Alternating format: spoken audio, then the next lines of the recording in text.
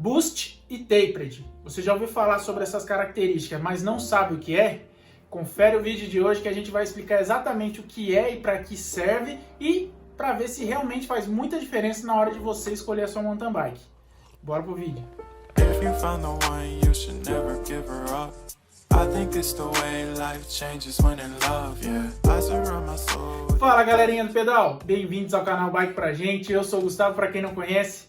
No vídeo de hoje a gente vai falar sobre as duas características aí que muita gente já ouviu falar e nem todo mundo sabe o que é, né? Que é Boost e Tapered, né? O que são essas características, por que elas foram inventadas e se realmente ela faz muita diferença na sua bike, se vale a pena realmente deixar de comprar uma bike por ter ou não essas características, tá certo?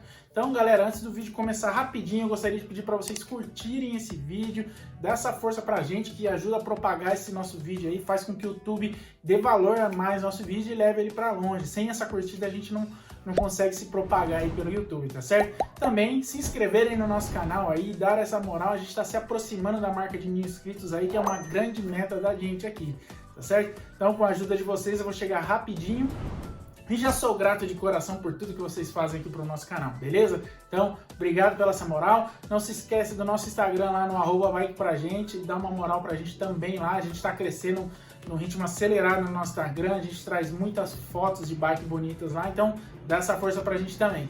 E se quiserem falar com a gente de uma forma um pouco mais direta, tirar alguma dúvida, manda lá no Instagram, mesmo que a gente demore um pouquinho para responder, eu tento fazer o possível para não deixar de responder ninguém, nem aqui no YouTube e nem no Instagram, mesmo que demore um pouco, tá certo? Galera, obrigado, chega de enrolar, bora pro vídeo então. Bom galera, então vamos começar falando dessas duas características, né, que são tecnologias que são referentes ao quadro da bicicleta, né? Hoje são características mais do momento atual das mountain bikes, né, que isso não existia tanto no passado.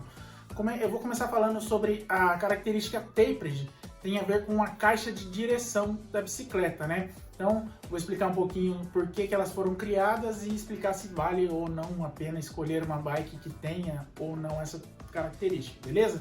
Então, funciona assim, galera. O Tapered tem a ver com a caixa de direção da bike. Antigamente, as bikes todas elas tinham aquele formato cilíndrico, né, da caixa de direção, mas era um diâmetro pequeno, né, ali. E com o passar do tempo aí, as bikes foram ganhando umas caixas de direção um pouco maior, né, que eles chamam de over, que era um diâmetro maior para caber um rolamento ali dentro. E depois inventaram o mega over, que era um pouquinho maior, as extremidades ali para caber um rolamento maior ainda. E o intuito desse diâmetro maior era para que trazesse um pouco mais de rigidez para a bicicleta e o movimento ali ajudasse com que o rolamento ali dentro trabalhasse bem ali, tivesse uma durabilidade bem maior, né? Só que com o passar dos anos, principalmente nas eras atuais, a galera que entrou no mundo do mountain bike começou a praticar muita trilha e o ângulo da caixa de direção começou a ficar um pouco mais aberto, o que gerava mais tensão na parte inferior da caixa de direção.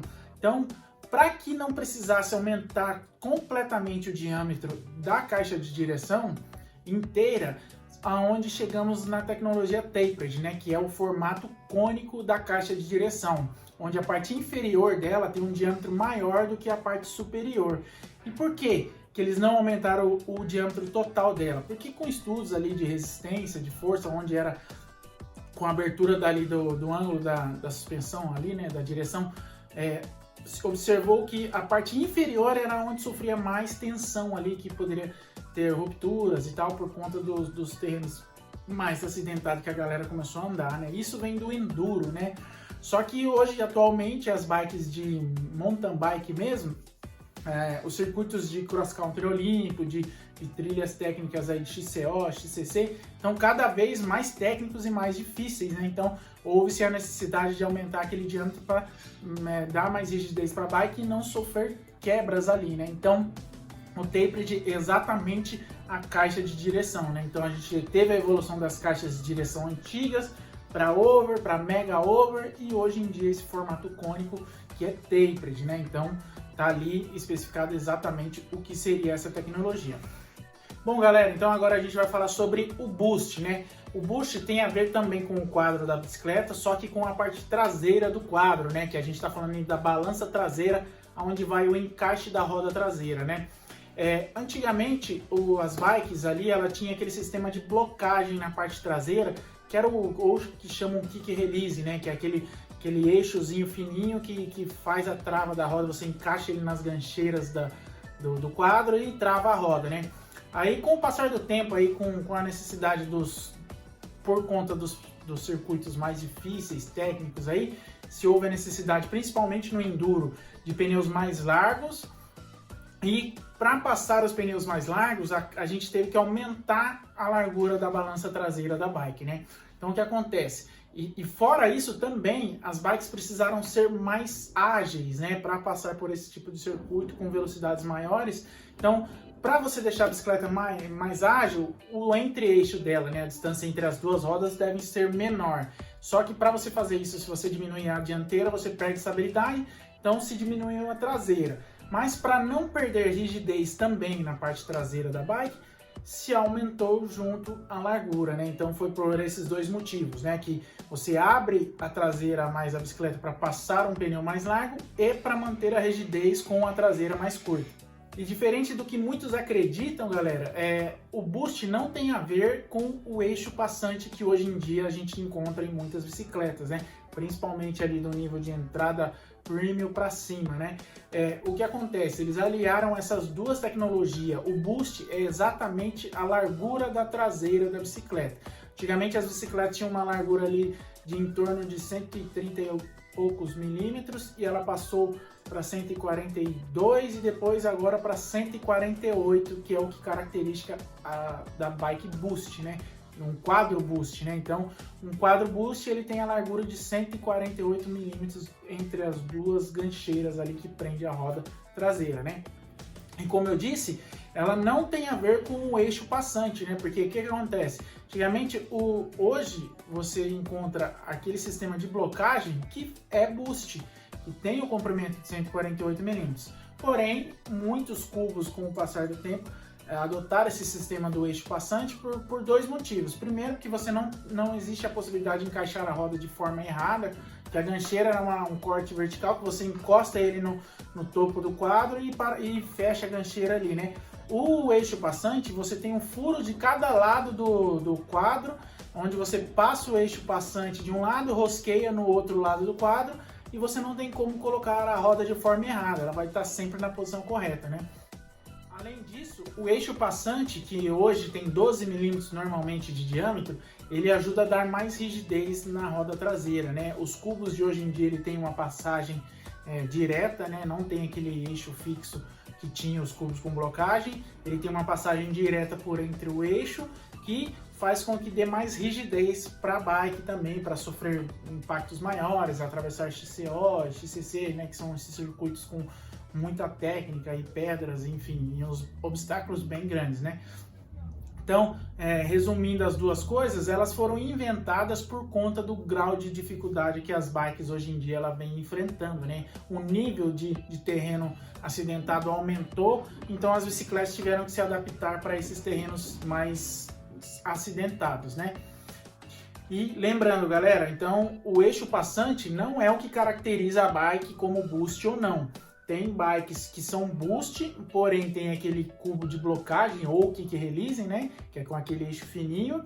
E tem bicicletas com eixo passante de 12 milímetros que não são boost, que tem um tamanho menor do que os 148 milímetros, que são características da bicicleta boost. Beleza? Então, muita gente se confunde e acha que bicicleta boost tem eixo passante.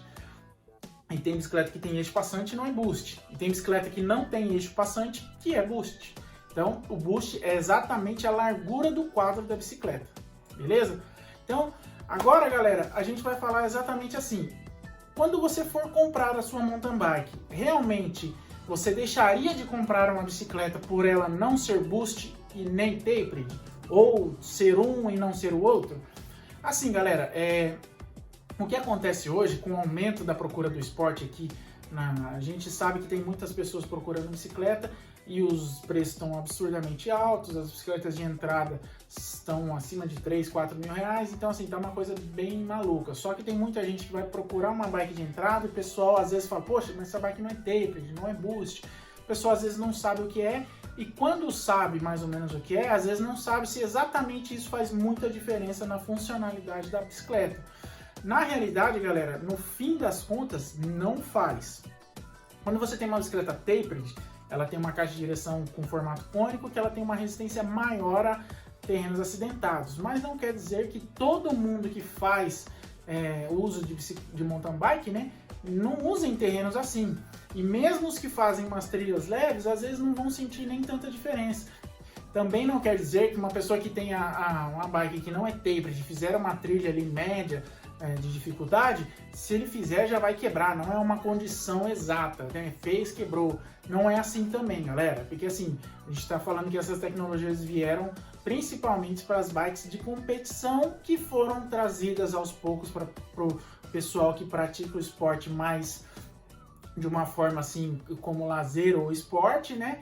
E começaram a enfrentar esse tipo de terreno, mas não fazem esse uso como competidor. Então, assim, no fim das contas, tanto o tapered quanto o boost, ele se tiver na sua bicicleta, com certeza é um ponto positivo. Porque a gente percebe que das entradas premium, das bikes de entrada premium para cima, todas têm, porque é uma tecnologia a mais. Mas você que está entrando no mundo do ciclismo hoje e quer comprar sua primeira bicicleta, não deixe de comprar a sua bike por não ter essas tecnologias. Porque no final das contas, você que vai fazer um uso mais em asfalto, mais em estradão, um tipo mais recreativo de pedal, você não vai sentir diferença se você tiver uma bicicleta tapered de boost ou não. Isso, no fim das contas, ela vai servir muito bem para você que entrou no esporte hoje e já visa futuramente subir de nível.